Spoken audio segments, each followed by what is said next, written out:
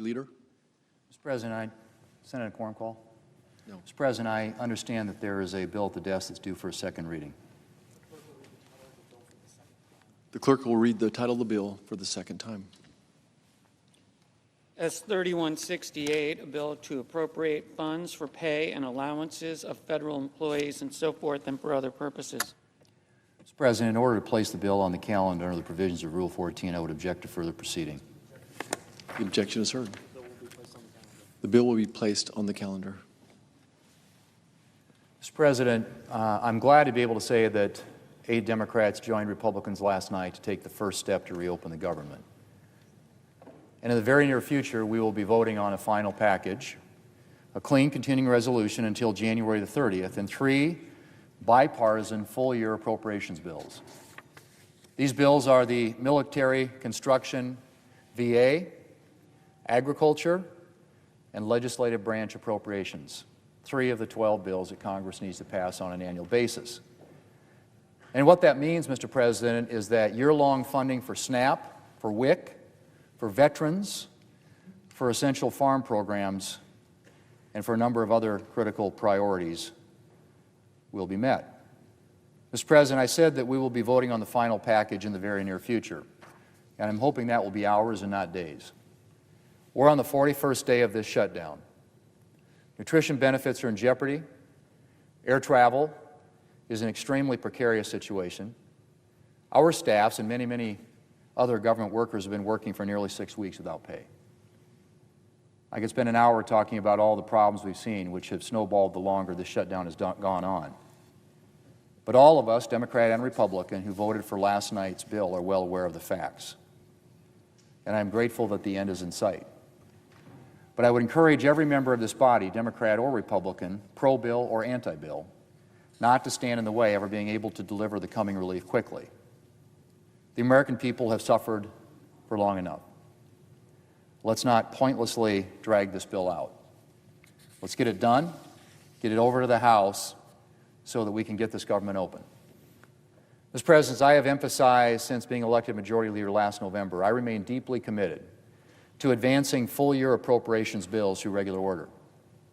And we've drafted this continuing resolution to extend to January 30th specifically to give us more time to get this bipartisan work done.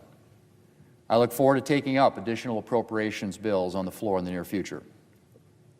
Mr. President, after 41 days, I'm grateful to be able to say that we are close to getting the government reopened. And again, I ask all of my colleagues on both sides of the aisle, of both parties, to make it possible for us to quickly pass this bill. Mr. President, I yield the floor. I suggest the absence of a quorum. The clerk will call the roll. Ms. Alsoo-Brooks.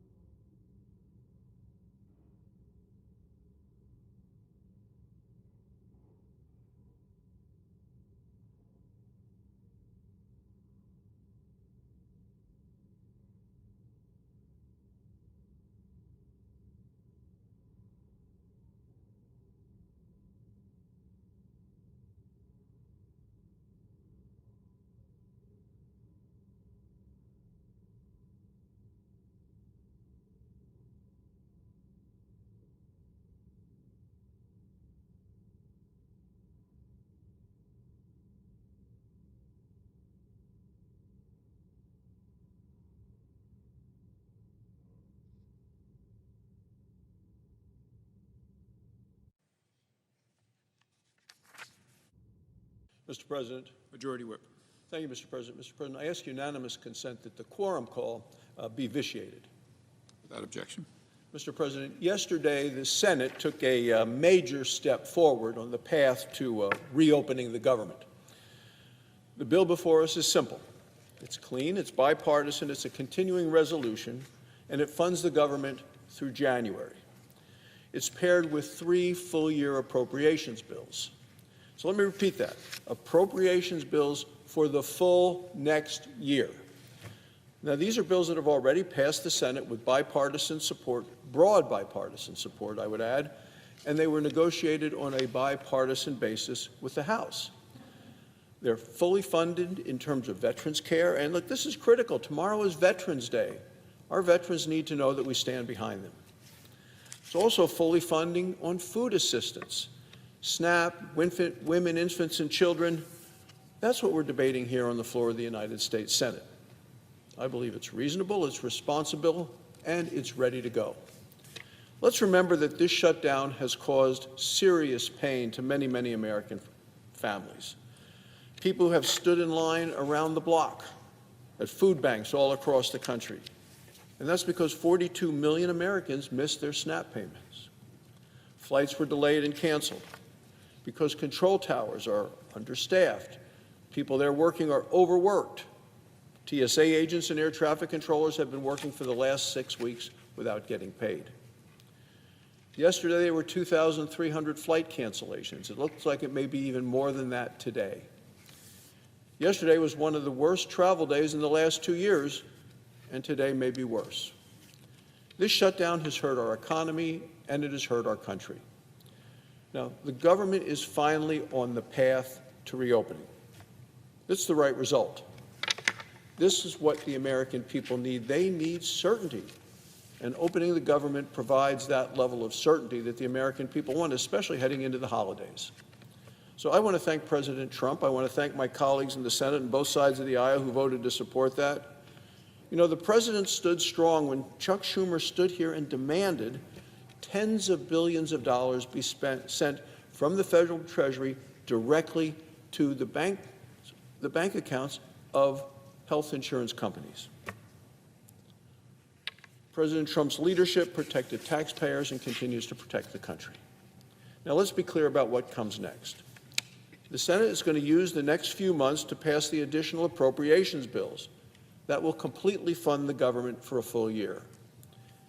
There is a pressing need to strengthen our economy, to secure our border, to invest in our military, to promote fiscal responsibility, and we have to do that after 4 years of high prices and an open border. That's what Republicans in this body and across the hall are fighting for. And let's be clear, Republicans are making the appropriations process work again. Last year, Senator Schumer refused to bring a single appropriations bill to the floor, even though the appropriations committees passed out bipartisan, many times unanimous appropriations bill, but yet the minority leader refused to bring them to the floor. It's no way to run the government. That's no way to run the Senate. It's not leadership. The debate ahead is also about the many failures of the Obama health care law known as Obamacare. This is a debate that Republicans welcome. Mr. President, health care in America is broken and is unaffordable, and it broke the day that they passed Obamacare. Costs have exploded. Obamacare premiums have gone up 221%. That's what happened since the law passed. And recall President Obama at the time said premiums for families would go down by $2,500. It was all wrong. Democrats have no answer for that other than more direct subsidies directly from the federal government, directly into the bank accounts of the insurance companies. Republicans believe Americans deserve high-quality, affordable health care. Americans haven't gotten that since the day Obamacare became law. It's time, Mr. President, to reopen the government because Americans have waited and suffered too long. Thank you, Mr. President. I yield the floor. Suggest the absence of a quorum. Clerk will call the roll. Ms. Also Brooks.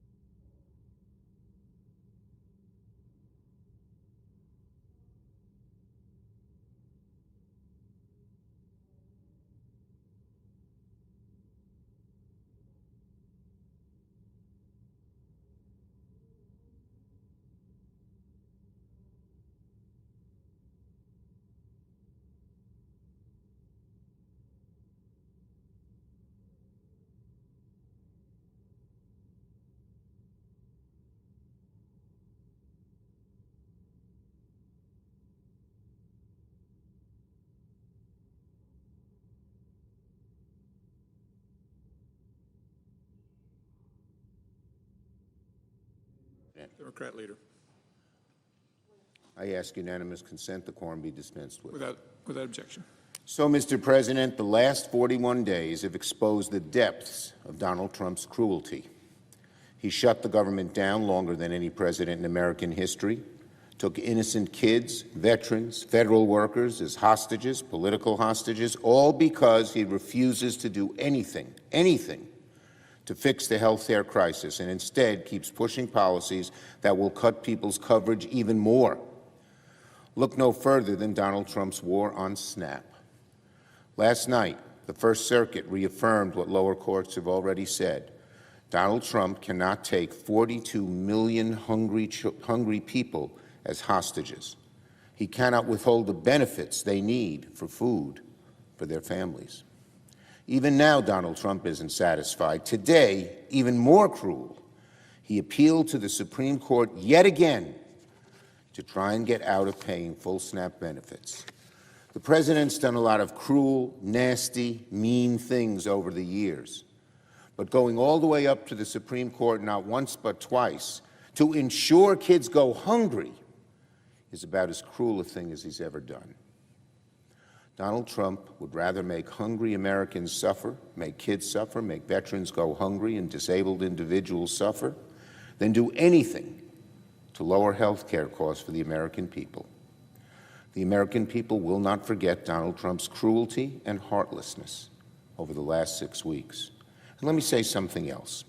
The American people have now awoken to Trump's health care crisis.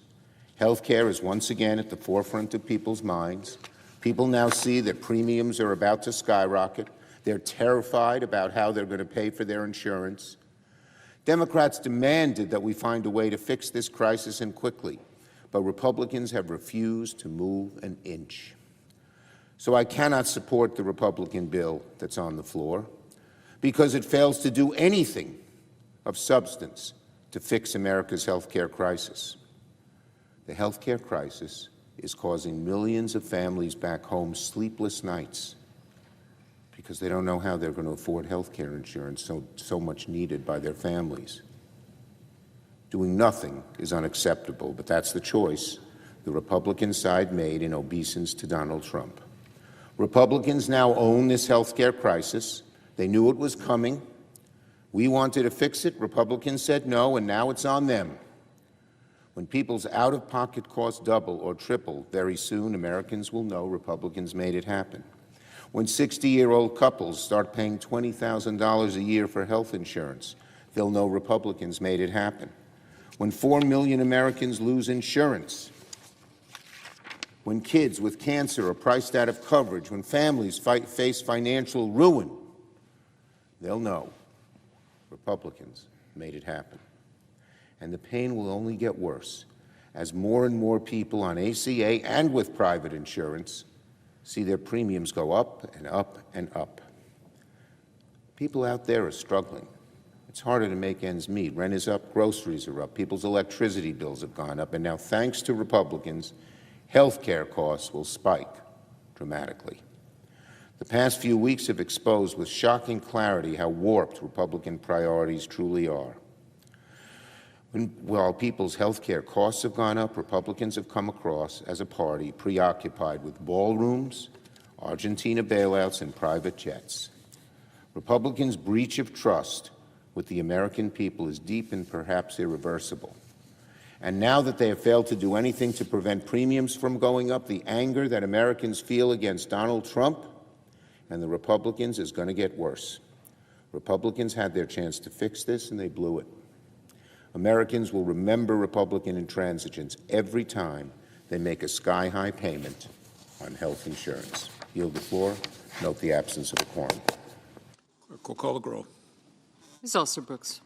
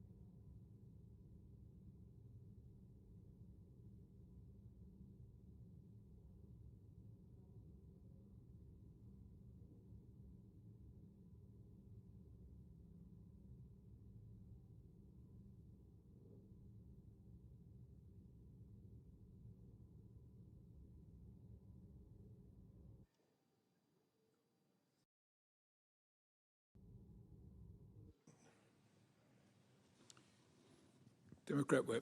Are we in a quorum call? Yes. I ask unanimous consent the quorum call be suspended. Without objection. Mr. President, after a record government shutdown of 41 days and 14 roll calls failing to reopen it, the situation was clear. Donald Trump and the Senate Republican leadership were unwilling to do anything to reduce skyrocketing health insurance premiums, a terrible problem facing some 24 million American families. The shutdown of the government stopped paychecks for thousands of federal workers, causing real hardship for their families, including our overworked and understaffed air traffic controllers and many other critical members of the federal workforce. Food pantries in my state and across the nation were overwhelmed when President Trump stopped SNAP food payments to 42 million Americans, 1/3 of whom were children. Food pantries being overwhelmed as well by unemployed workers who'd been laid off and furloughed because of the government shutdown. So a group of senators sat down to try to find a bipartisan resolution. After lengthy negotiations, an agreement was reached with the Republican Senate leader, John Thune. We will agree to open government until January 30th, 2026. During that time, we will pass 3 bipartisan appropriation bills that will fully fund SNAP, WIC, and all the veterans programs and finish our work on the remaining spending bills for this fiscal year.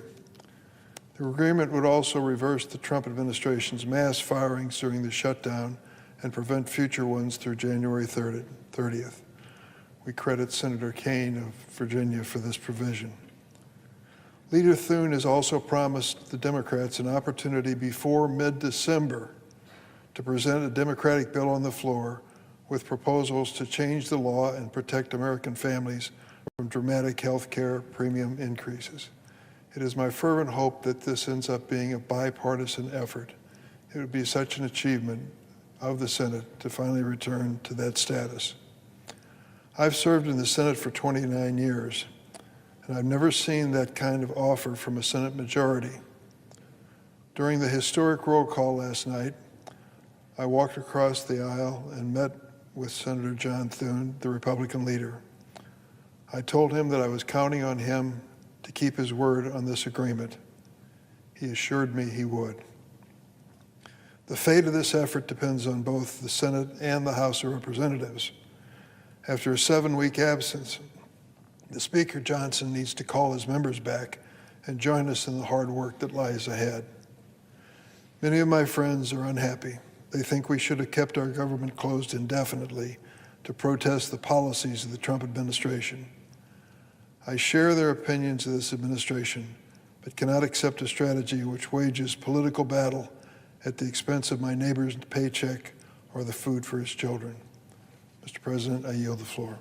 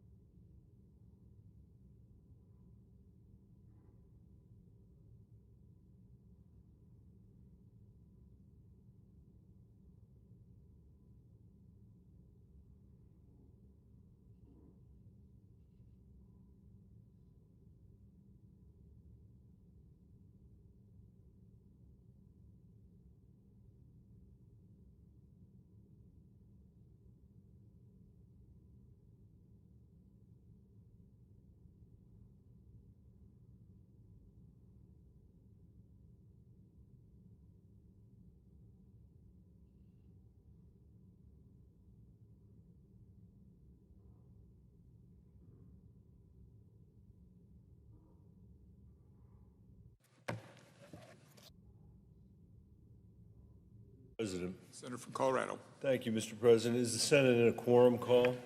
No. Thank you, Mr. President. I appreciate the opportunity to come to address my colleagues today in the Senate, Mr. President. During the course of this shutdown, what has now become the longest shutdown in American history, there are a lot of people around the country wondering about what has been at stake in this debate and in this argument. And I think with every day that has gone by, it has become clearer and clearer what is at stake. I have heard my Republican colleagues, including the leader of the Republican Party in the Senate, come to the floor to say over and over and over again that not a single Republican in this chamber, not a single Republican in the United States Congress voted for the Affordable Care Act when we passed it in 2010. And for them, that's a badge of honor. That's a badge of honor that they recall from the last extensive debate we had around here about health care. And I deeply regret the fact that they are so proud of not having voted for the Affordable Care Act. It's true, there was not a single Republican in the Congress that voted for that bill. And that bill was far from perfect, I'll admit that. Even at the time, I was leading the fight for a public option to be included as part of the Affordable Care Act, Mr. President, because I thought it would be a very important part of constraining costs for the American people in our health care system. I'll say more about that in a minute. In the end, it was not included. In the end, we couldn't overcome the objections of the special interests who wanted to not deny the American people that choice, but it was an important case to be made, and we made that case. But I voted in the end for the Affordable Care Act, even though the public option was left out of it, because it did some really important things for the health care system in America. And most of those had to do with making sure that the insurance companies couldn't throw you off your insurance just because you got sick, that cancer and other conditions could no longer be a pre-existing condition, that you could still get health care even if you had the misfortune, as I have had, of having cancer, that there would be no lifetime cap that would prevent you from being able to provide health care or mental health care for your children or for your family just because things had gotten expensive over a period of time. And these were really critical decisions that were made as part of that bill, in addition to the expansion of Medicaid across the country, to be able to ensure that more working people had the chance to be able to afford health care.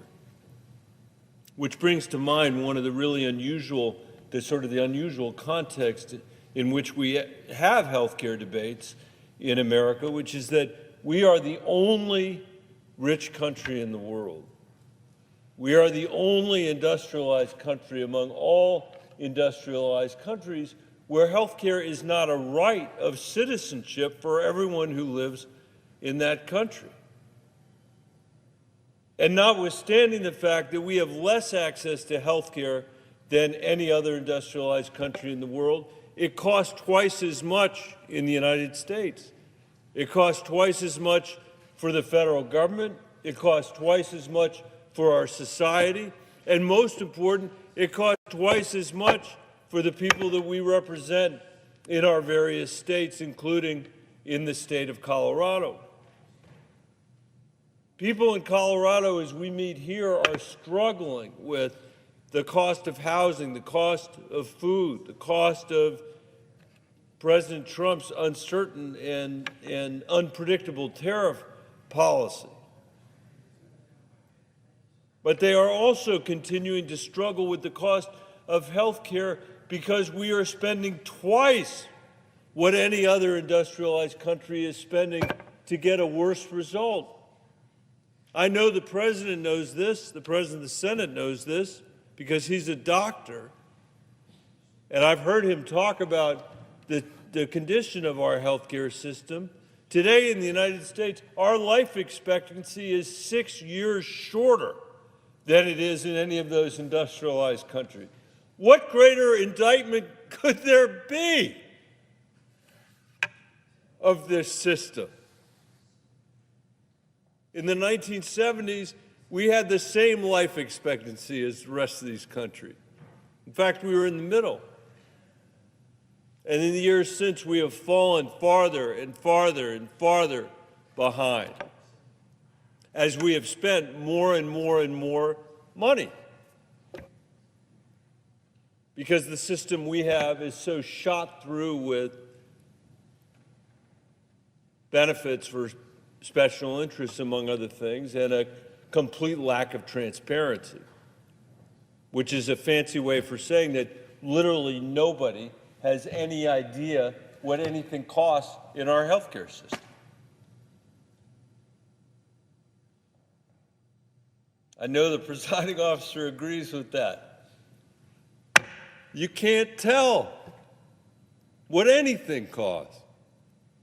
When you show up to fill a prescription, when you're in the emergency room, we've worked together on the surprise billing issue, which is an important part of this. If you're a senior that's trying to get your prescriptions filled, you go from one pharmacy to the next to the next. I'll never forget, as long as I serve in public office, and probably for my lifetime, the conversation I had with senior citizens in Pueblo, where they basically were telling me that their entire retirement was spent fighting to get prescriptions filled that their doctors had assigned them, prescribed them. Seniors in other countries, in other industrialized countries, don't spend their retirements doing that. Only in the richest country in the world do seniors have to do that. And that's because a lack of transparency, a lack of clarity is built into our healthcare system from top to bottom. But we took some important steps in the Affordable Care Act. I wish that it had included a public option. It didn't. I think that the rate of rise of our healthcare inflation would have been a lot less. And by the way, that is what the people that have looked at that bill and scored that bill over the years have said. We've been fighting for it now for a decade and a half. They've said that it would actually save the government money because it would lower healthcare costs. It would introduce some competition into our insurance market. And I'll say this to the presiding officer, he'd probably be amused by it. This is the one place where I really am a Bolshevik. I believe in universal health care for all Americans. I think we should provide that to people in this country as a right. There is no reason not to do it in the richest country in the world, especially if we can save half of the cost of health care that we're providing now.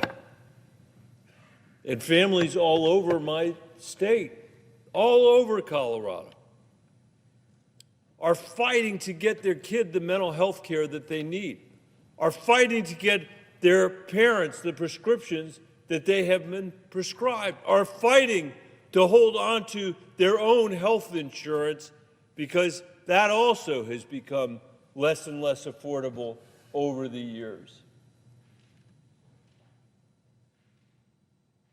That is a fight that no one else in the industrialized world has to have.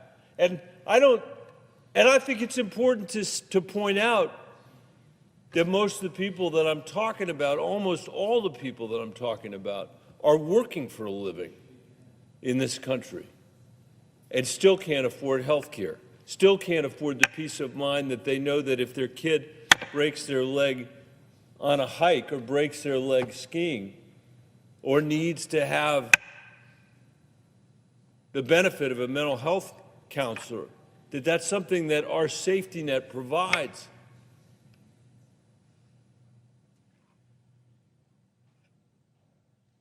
Because health care should be a right. It is a right. And whether you get it or not shouldn't be determined on how wealthy you are or where you live, Mr. President. And I think given the rhetoric that I hear out here sometimes about makers and takers and all that other stuff, it's important to point out that almost all the people that I'm talking about are working or taking care of children or are retired.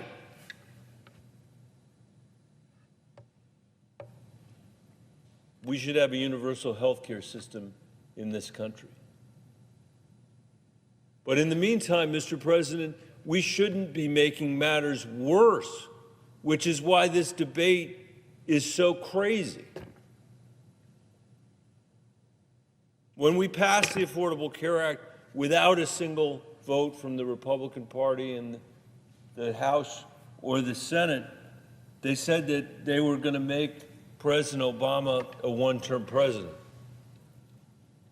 They said I was going to lose my Senate seat. In fact, I was asked on national television whether I would lose my Senate seat as a result of my vote on the health care bill, and I said, if that's the cost of being here for that period of time, it's worth it. I'm happy to lose based on that vote. And they ran ad after ad after ad during that campaign, attacking me for being the 60th vote for the Affordable Care Act. And because I survived and a couple other senators barely survived, we were able to preserve that bill, and 30 million people who would have lost their health insurance in America didn't lose their health insurance. And then the efforts in the House began to repeal the Affordable Care Act. And Mr. President, they voted, I lost count, I think it was 70 times to repeal the Affordable Care Act in the House of Representatives. At least 70 times. They never were able to do it, and the longer it was there, the more people came to see the benefits of the insurance protection, came to see the benefits of the expansion in Medicaid, came to see the benefits of at least having a little bit of comfort that they couldn't just throw you off your insurance because they felt like it.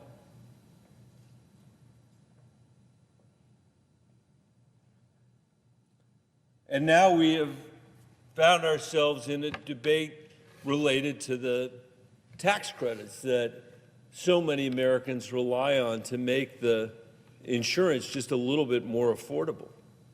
I wouldn't say affordable. I'd say a little bit more affordable. I'd say barely affordable,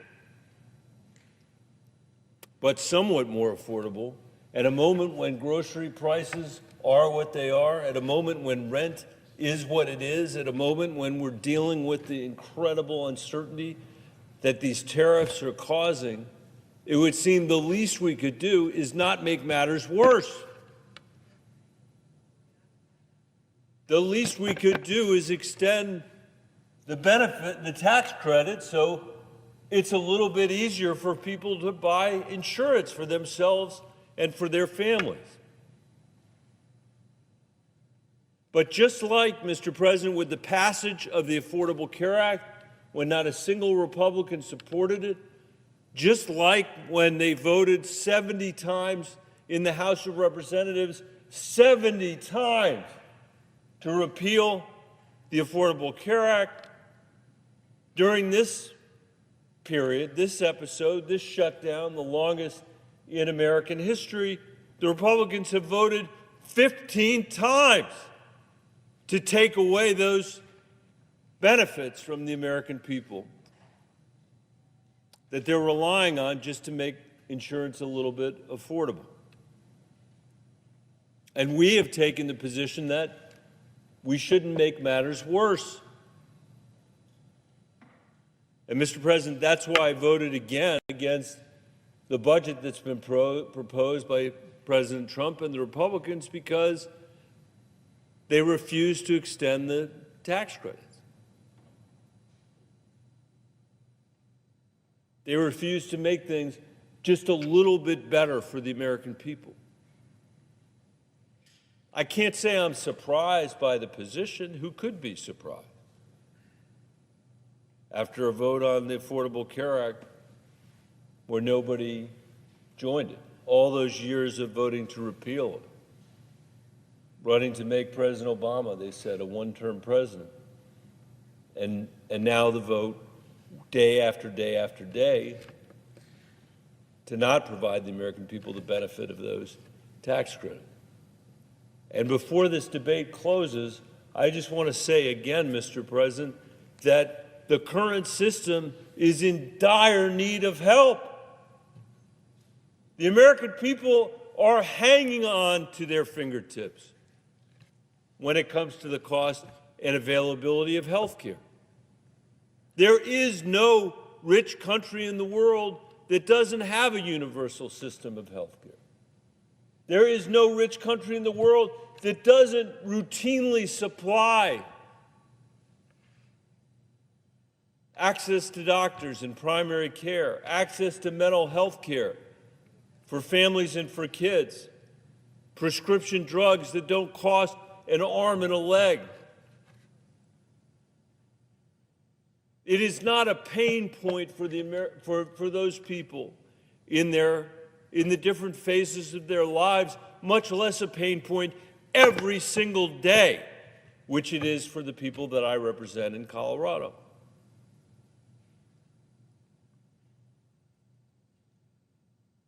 So apparently President Trump is going to get his way, and those tax credits are not going to be extended by the majority here. And the cost of health insurance in Colorado is going to increase by 200% for some people, 300% for some people, 400% for people that are living in rural areas in my state. That's thousands and thousands of dollars to a typical family that just doesn't have that kind of money, Mr. President. And I just want to remind everybody in this chamber that when this debate is done,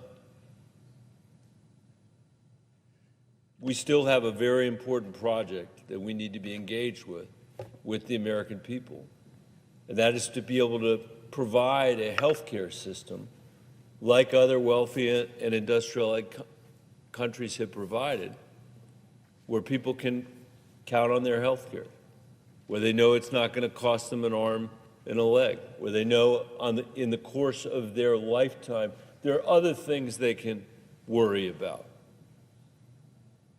like the cost of their rent and the cost of food. But one thing we're going to do is take care of this problem, just as countries all over the world have taken care of it for their citizens.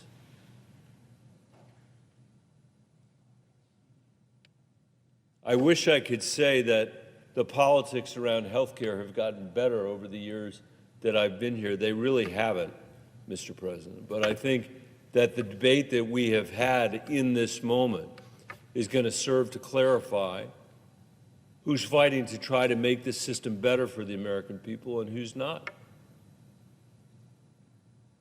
I guarantee you this, as long as we have President Trump and the White House and a majority of the Republicans in this chamber, we will never have political leadership that's fighting for universal health care, that's fighting for a public option that can be available to every single family in America. By the way, that's my proposal. It relies on everybody in America to make the best choice for their family. It's not something that would be imposed from here. It'd be the chance for every family to say, you know what, I'll stay with the private insurance I have, or actually I'd rather be on a system that's run by Medicare, where I know I'm going to have access to mental health care and health care for my family in a predictable way. And I'll just close. I can see my colleague from Massachusetts. I'll close by saying my heart especially aches for young people across this country, the people the age of my own daughters. I had a young woman ask me the other day, a recent graduate of Western State in Gunnison, Colorado. She said, "I'm coming off my parents' insurance when after I'm 26. You'll remember we put that in the health care bill. Before that, there was no opportunity for people to stay on their parents' insurance. We did it. We said you get to stay until you're 26. But then she said to me, Senator, what am I supposed to do? Take 2 or 3 jobs to pay for my health insurance when I have to come off my parents' insurance? And I said, that is exactly the right question. That is a question that 26 and 27 and 28-year-olds are not having to ask in any other industrialized country in the world. Only in the United States of America are we running a system where young people in their 20s have to decide between health insurance and their rent, or health insurance and food, or health insurance and the ability to put some money away to save for a house. And we should change that. I believe strongly that if we ever get to the point where we're expanding Medicare in this country, we should do it for the younger kids that are in their 20s first, because they've done absolutely nothing to design the system that they're inheriting. Mr. President, with that, I yield the floor.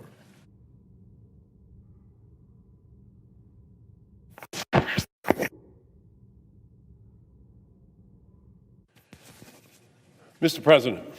The senator from Massachusetts. Thank you, Mr. President. Mr. President, our dedicated federal workers deserve to get paid.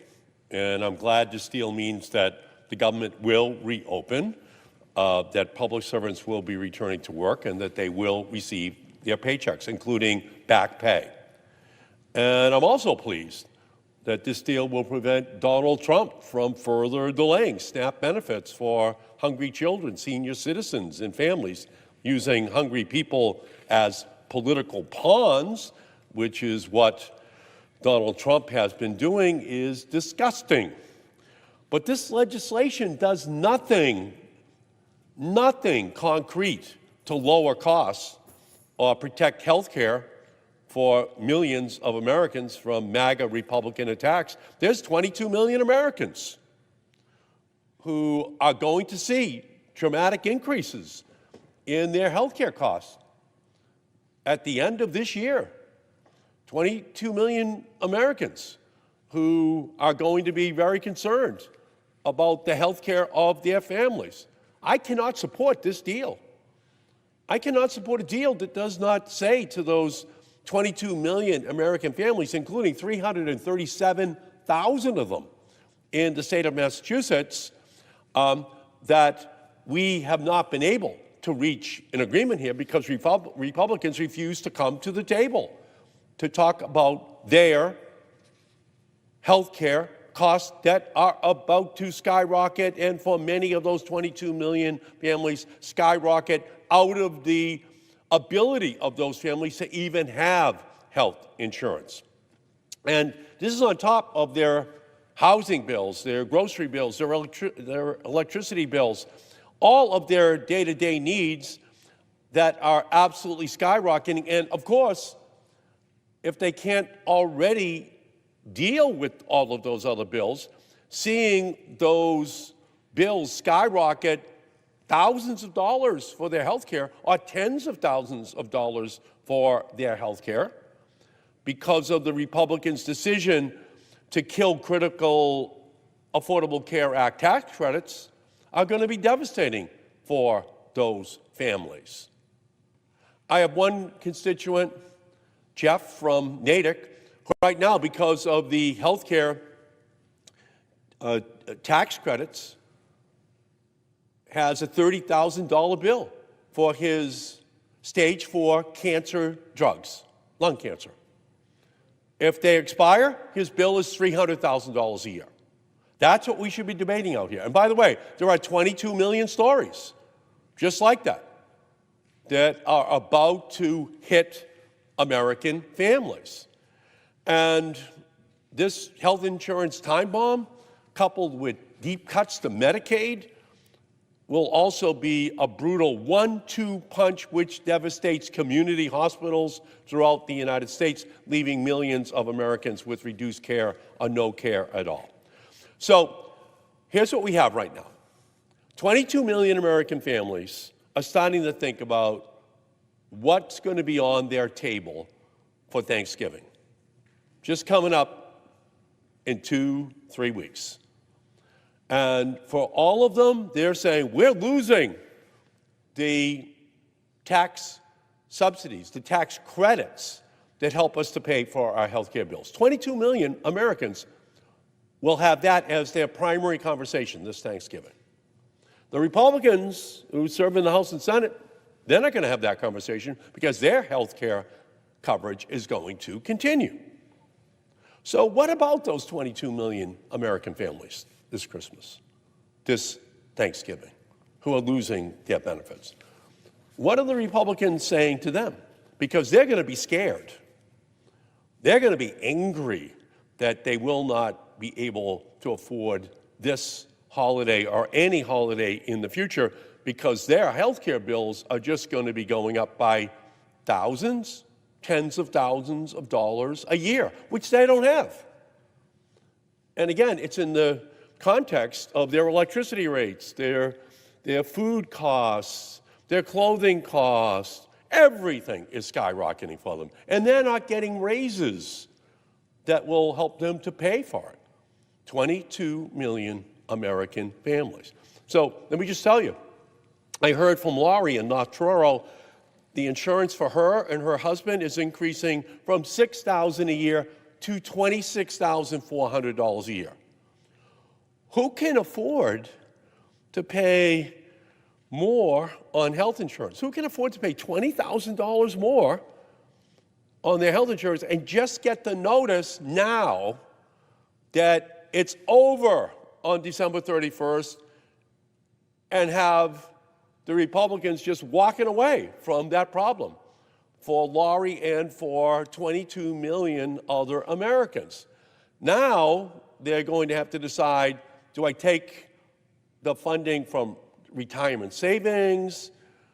Do they just do without other things in their families' lives? Because $20,000 is a lot for a family who are not millionaires.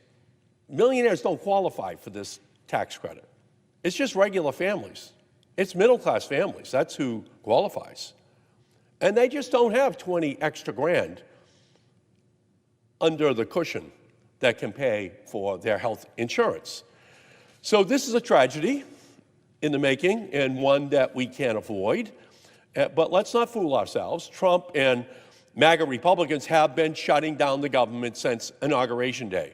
Gutting Medicare, gutting Medicaid, gutting the Affordable Care Act. That was their big vote in the first week of July of this year, 2025. Gutting, gutting, gutting. Medicare, Medicaid, the Affordable Care Act.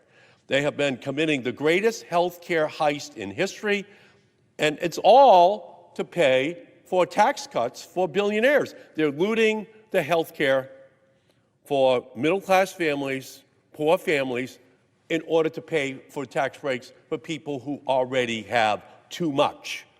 The top 3 hedge fund managers in the United States have more wealth than the bottom 50% of our entire population combined. Think about that. And it's that bottom 50% that qualifies for Medicaid, that qualifies for the Affordable Care Act tax subsidies. That's who we're talking about right now. Those are the people who are going to be most negatively impacted. And the American people want us to stop this health care heist.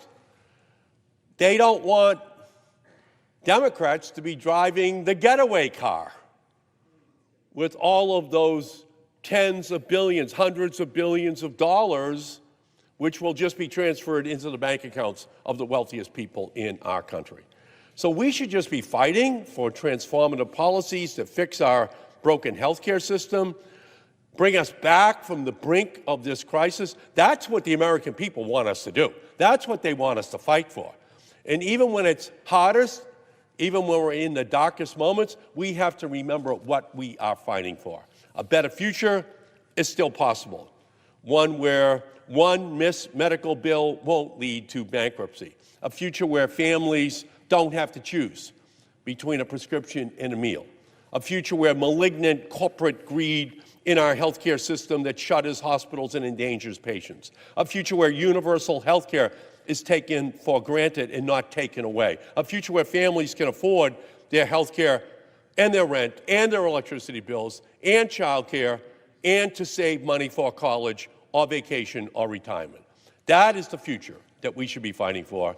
But the American people did not see that from the United States Senate yesterday. So that's where we are right now. We're in the throes of a healthcare crisis.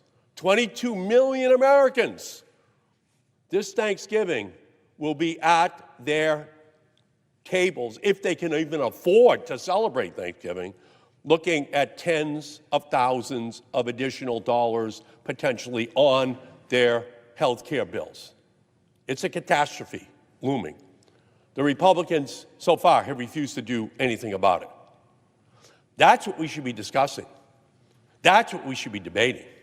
How do we solve this problem? Instead, the Republicans are just punting this issue. They are absolutely ignoring the consequences for those 22 million American families. So I'll just say this. These families, they are scared. These families, they are angry. But I'll say this, in addition to those 22 million families, tens of millions of other families are angry for them. They are pissed that people are going to be victimized by having their tax credits just be pulled away from them for their health care bills, and then that health care is going to be unaffordable for them. 22 million people and their families in our country. That is what we should be talking about here. And now the Republicans at the 11th hour are asking us to trust them that they will have a vote on extending the tax credits Americans rely on to afford their insurance. Remember when earlier this year Trump promised, we're not going to touch Medicaid. Remember that? Trump said, we're not going to touch Medicaid. 4 months later, he decimated it. Remember when Trump promised he would love and cherish Medicare? Then he slashed $500 billion from Medicare. How are we supposed to trust them? So to all of the Senate Republicans inclined to oppose a simple one-year extension of the Affordable Care Act, premium tax credits when a vote is held in December, credits that are hugely popular in both red and blue states, just remember that you do so at your own political peril. The American people are watching. They're angry. They want to know who is on their side. And they're going to remember your vote. They're going to remember your vote if you do not solve this problem. Thanksgiving is going to be the worst Thanksgiving ever for millions of families, knowing that they're going to lose their health insurance. And the Republicans can do something about it. And unless and until they do so, then we're about to hit a healthcare tragedy that was avoidable and that the Republicans have, in fact, created. This is a man-made crisis. And that man is the President of the United States, and the Republicans here on the floor of the Senate are following him blindly in a way that is going to result in harm to 22 million Americans and their families. So this is the moment, this is the time, this is the place, this is where people should be standing up to fight for those people. Health is the first wealth. Health is the most important wealth. Without your health, you have nothing. You have nothing. Everything else is built upon health. Everything. And the Republicans are taking away that health care from 22 million Americans. This is not the way to send families into Thanksgiving and Christmas. This is not the way we should be treating people. We're the wealthiest country in the history of the world. Yale University has made it very clear that 50,000 people additionally are going to die per year if all of Trump's health care cuts go into place. That's 500,000 people dying over the next 10 years if these health care premiums, if Medicaid is slashed. That's on this body. That's on this Senate. That's on the Republican leadership. And all I can say to you is that this is a mistake. It's an historic mistake. It's cruel. It's wrong. It's not what we should be doing to those who are most vulnerable, most in need in our country. And that's is what the Republicans are about to perpetrate upon this country. We're better than this. You can't have trillions of dollars in tax breaks for the wealthiest and then saying we don't have enough money for those who are sickest.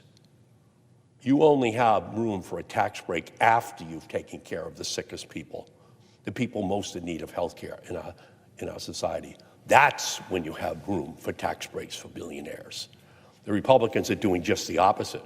First, tax breaks for billionaires. Then we'll see what's left over. Oh, they say, we can't afford health care for 22 million Americans.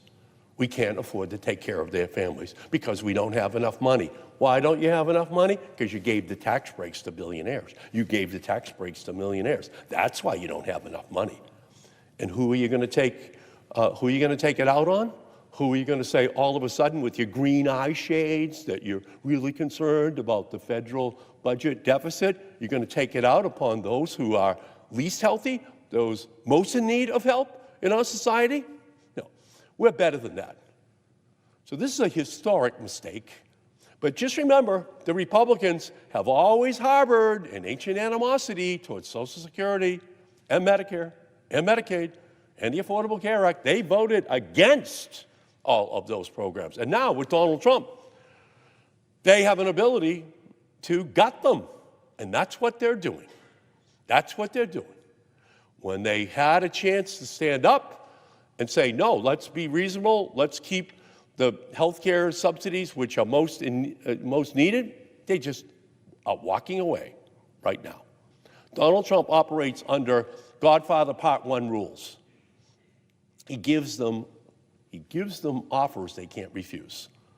And we saw that with senators who tried to stand up to say, no, the Medicaid cuts are too deep. The Affordable Care Act cuts are too deep. Trump just called them and said, your career is over. You will not be a senator again. So now we're seeing the remaining senators who are here, who are Republicans. And they are just saying, whatever you want, Mr. Trump, whatever Russell Vought wants at OMB, whatever Stephen Miller wants, we'll do. We're not going to have a negotiation. We're not going to sit down. So before they cut the Medicaid and the Medicare programs back in July, did they negotiate with us? No, they did not. They refused to negotiate with Democrats at all. That's who they are. They saw their one opportunity to slash it once and for all. So all I can say is that we're in an incredible moment. The Republican House members still are not back in Washington. They've been in a 6-week witness protection program. They refuse to come back to Washington. They refuse to sit down. They refuse to negotiate. So we're witnessing Robin Hood in reverse. We're seeing money taken from the poorest and given to the richest. That's what this is all about. And what they're taking from the poorest and the middle class are their health care. It's their protections. So from my perspective, this is a mistake. It's a historic mistake. And it is a mistake that will come back to haunt the Republican Party at the ballot box next year. With that, Mr. President, I yield back.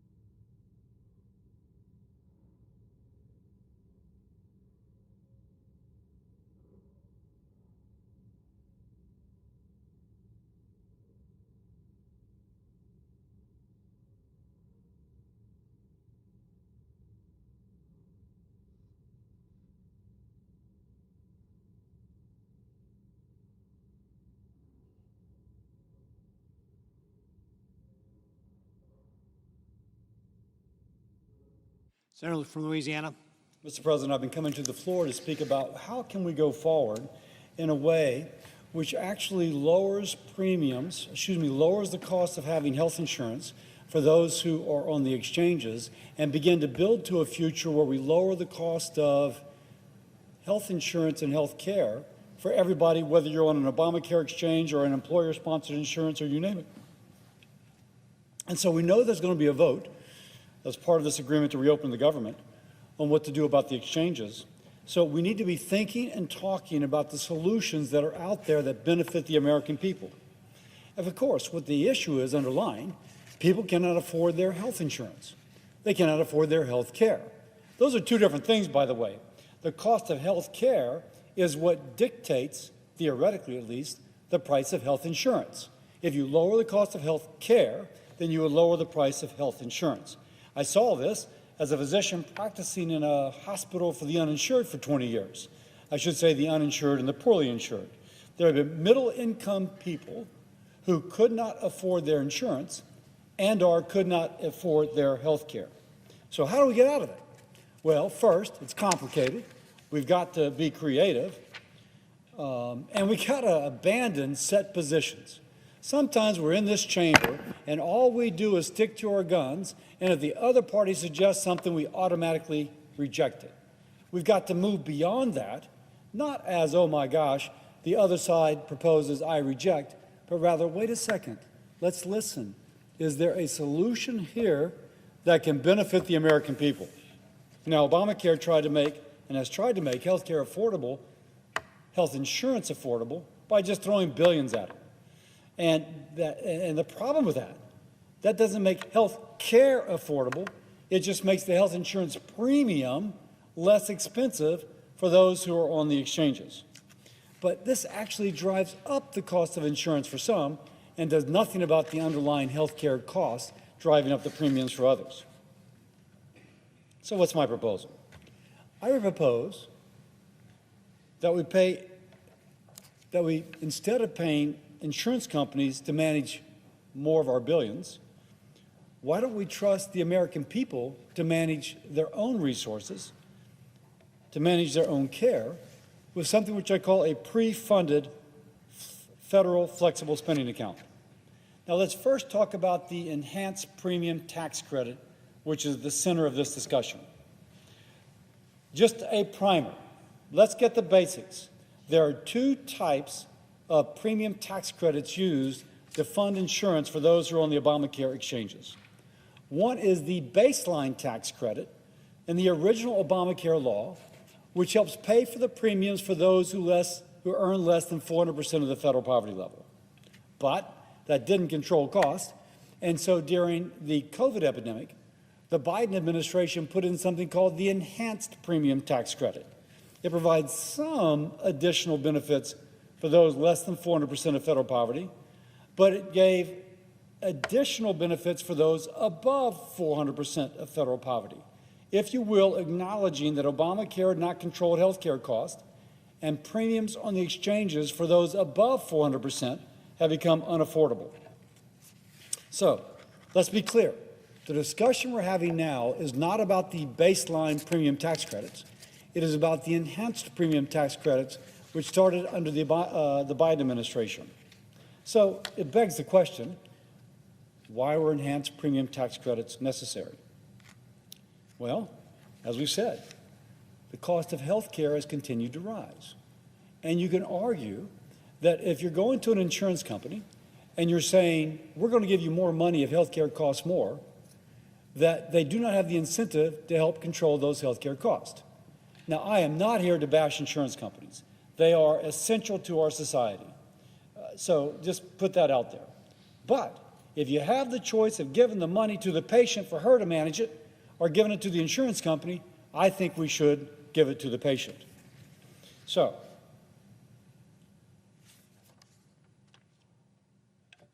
the question is, can we put in programs that lower the cost of health care? How long will they take effect? And what do we do in the interim? Well, it's too soon this coming year to put in programs to lower the cost of health care. but it's not too soon, which is to say we can put in programs that empower patients to manage their costs and give them the money as opposed to giving it to the health insurance company. But to do that, we got to think differently. So, how do we lower costs for the coming year for the individual who's on the exchanges? Now, it's important to realize that the total cost of having health insurance is not just the premium, but it includes the deductible and the copay. So if you can help with the deductible and the copay, that is as effective or even more effective than helping with the premiums. So what I'm proposing is something which actually helps the patient become a wise consumer of health care, helping her with the premium and the copay, working with the health insurance policy, with the health insurance policy, but in a way which lowers their cost. Now, let me be clear. This is not the official Republican position. President Trump has endorsed the concept, but it's not, say, for Leader Thune. But I am the chairman of the Health, Education, Labor, and Pension Committee, which has jurisdiction over this, and we will be having hearings in the near future to address this. And my motivation is as a senator and as a doctor who wants to make health care more affordable for all Americans. So let's discuss what I'm calling a pre-funded, flexible,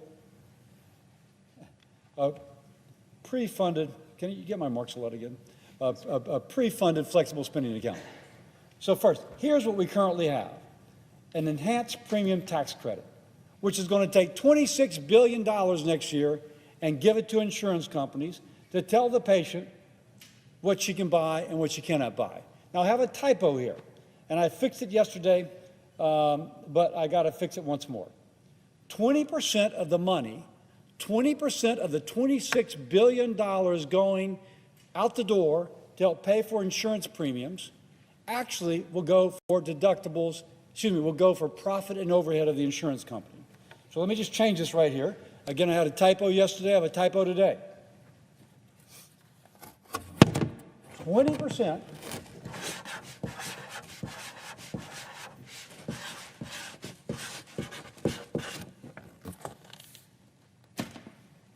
20% of the money we're giving to the insurance companies under the enhanced premium tax credits goes for profit and it goes for administrative overhead.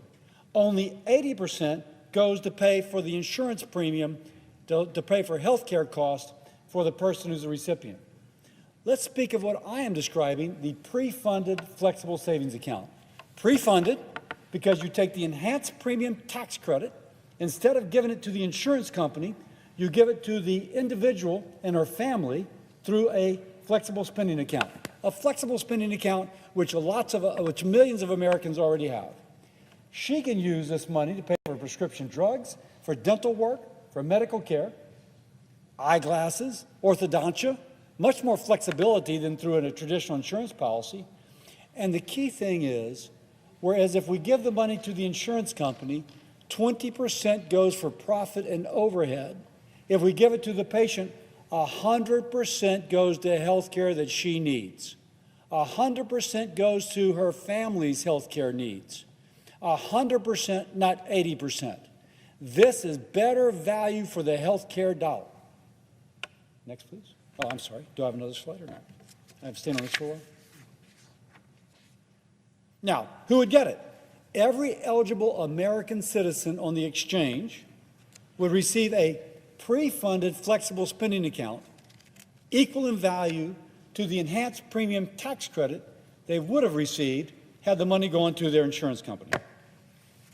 It doesn't pay for insurance premiums, but it pays for the actual health care that they actually need.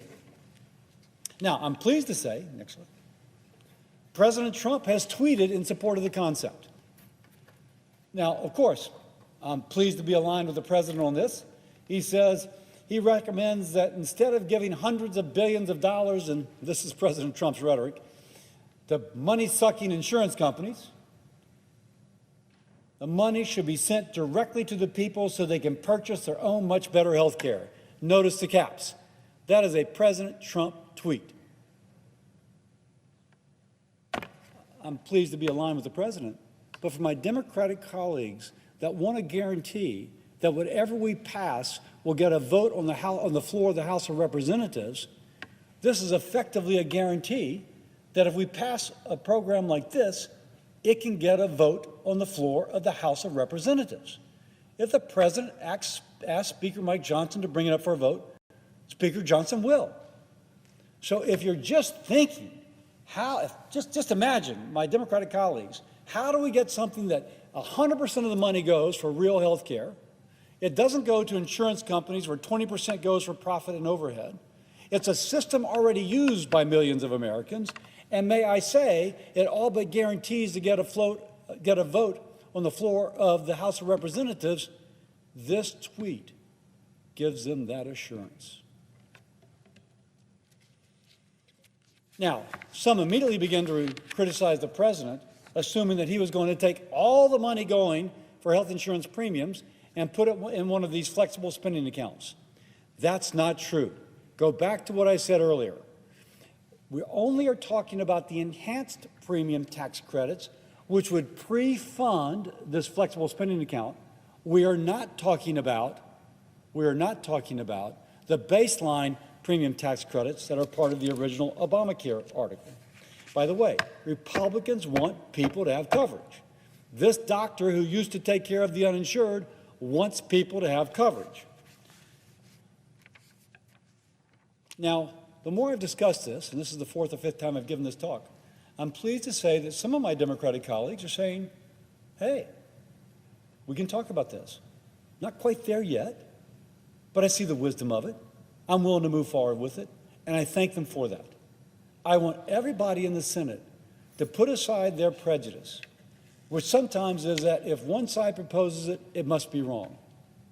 And I'll say to my Democratic colleagues, what I am proposing with the pre-funded flexible spending account is actually more closely aligned with how the original authors of the Affordable Care Act wanted that legislation to be implemented.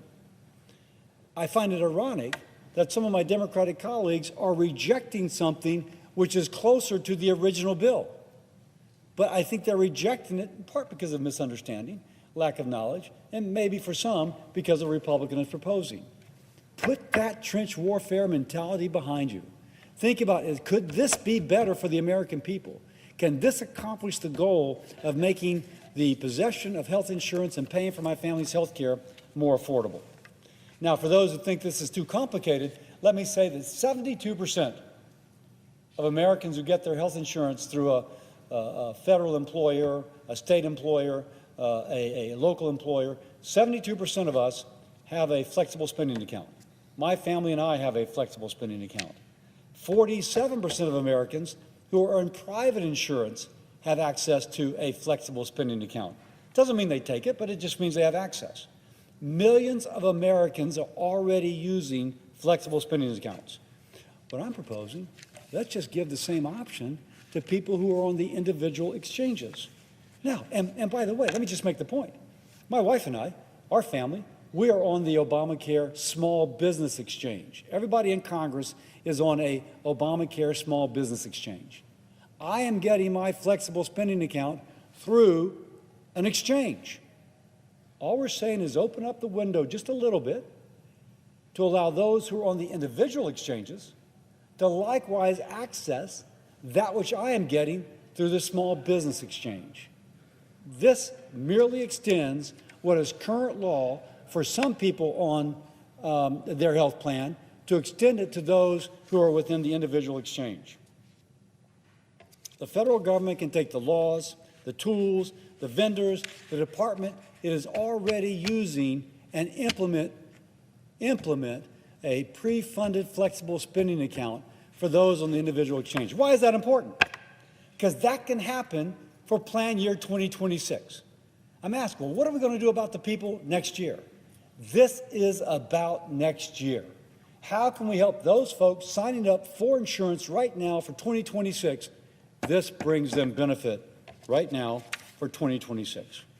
Now, let me now kind of go through the differences between the enhanced premium tax credit and a federally funded flexible spending account. And this is kind of the money chart, if you will. If you're with me in concept that maybe this could work, hopefully, I can convince people who might be watching, my Democratic colleagues who might be listening, to give power to the patients instead of giving enhanced premium tax credits to insurance companies. Okay, who gets the money? Under the enhanced premium tax credit, the insurance company gets the money, and 20% of it goes for overhead and for profit. Under the pre-funded flexible spending account, a patient and the family controls the money. What can it be used for? The enhanced premium tax credit, it can be used for insurance premiums. Under the pre-funded flexible spending account, it can be used for real care, if you will. Dental visits, physician visits, eyeglasses, prescriptions, orthodontia. It has more flexibility than the traditional insurance policy has. Who makes the decision? Well, the golden rule. He who has the gold makes the rule. Under the enhanced premium tax credit going to insurance companies, the insurance company makes the decision. They decide what care you have, where you get it, and how much you are charged. When you have a pre-funded flexible spending account, the patient makes the difference. The patient makes the decision. She decides where the dollars go. I always use the feminine because women make 95% of healthcare decisions for themselves, their family, for their spouse, for their boyfriend. I always chuckle. Guys are the stupidest thing in the world when it comes to their healthcare. Maybe a couple other things. But the people that care about this are typically women, and so I speak to her. And does it lower cost? Under the enhanced premium tax credit, there's really minimal incentive for the insurance company to attempt to lower cost. So therefore, as costs go up, so do premiums. On the other hand, under a pre-funded flexible spending account, you empower patients to shop, which drives competition. One example, I was once stopped on the street by someone who had seen one of my talks, and she goes, "You talked about using cash or using my flexible spending account or using my health savings account to buy something." There was a MRI ordered for my son's shoulder. My deductible was $5,000. The MRI was going to cost $2,000. I was going to have to pay $2,000 for my son's MRI of his shoulder. And I said, "Wait, do you have a cash price?" "Oh, well, your cash price is $600. If you don't want to go through the insurance company, your cash price is $600. Now, the typical Obamacare plan has a deductible anywhere from $3,000 to $6,800. So if we're talking about an MRI costing $2,000, you're still within the deductible. If you have a flexible spending account, you're not paying for that out of your pocket, you're paying for it with your flexible spending account, and you can ask, what if I give you cash instead? And they'll give you the lower price, not the higher price if there's a lower cash price, and there often is. This turns that woman, that family, into an informed consumer, and that begins to drive down the cost.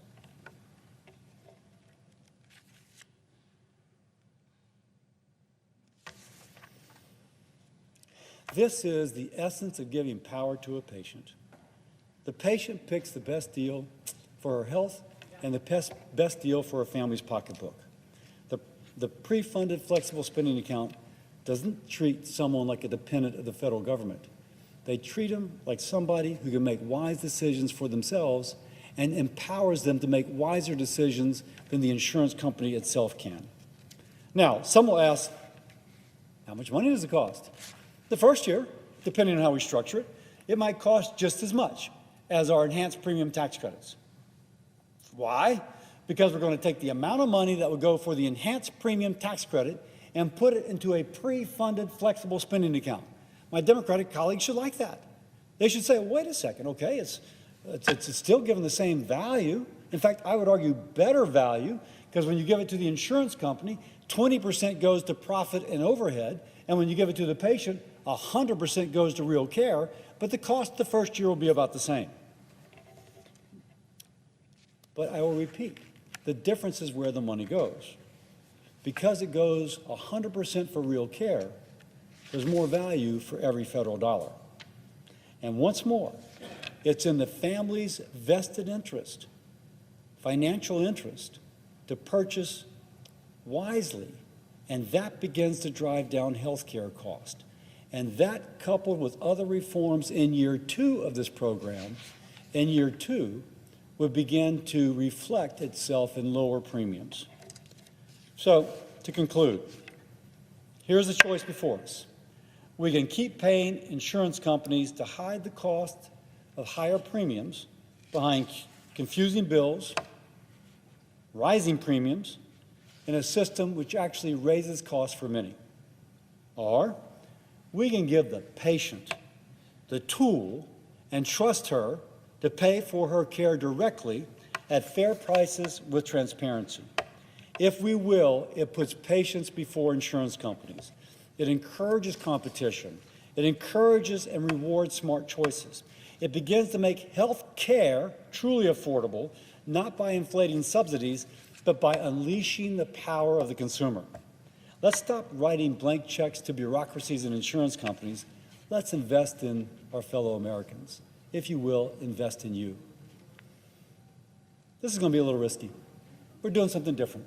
We'll be saying, oh, I'm not just going to be a Democrat, I'm not just going to be a Republican, I'm actually going to try and come together to find a solution to benefit all Americans. Imagine that. Congress putting partisan politics behind us to come up with a creative solution that actually benefits Americans a little bit out of our comfort zone. It's what we should be doing every day. I call upon us to do that today. We have to be willing to take the risk to solve the problem, not be afraid to do something different. We have to be willing to tackle complex problems, not retreat to our trench, which is labeled Republican or Democrat, and be afraid to come out to find a creative solution. I'm a Republican, but more than that, I'm a doctor who for 20 years tried to care for those who could not afford their health care or their health insurance. I invite my 99 colleagues to join me trying to find affordable health care and affordable insurance for fellow Americans. Let's be creative. Let's do it. And let's not just reject a proposal because maybe my side or your side proposed it. Let's fix health care. Let's give patients the power. And with that, I yield.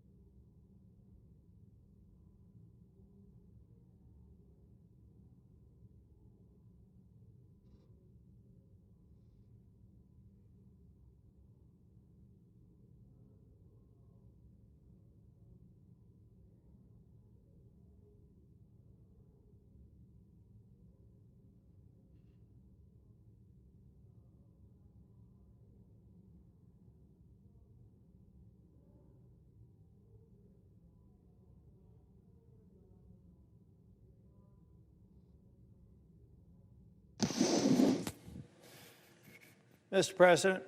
Senator from North Carolina. Thank you, Mr. President. Mr. President, I'll be brief. We're getting encouraging signs that maybe we may be making or having some votes tonight. I hope that that proves to be true and that the Senate does its part to get out of this shutdown. I was thinking, Mr. President, though, I've been telling a lot of the staff around here and everybody else, I apologize.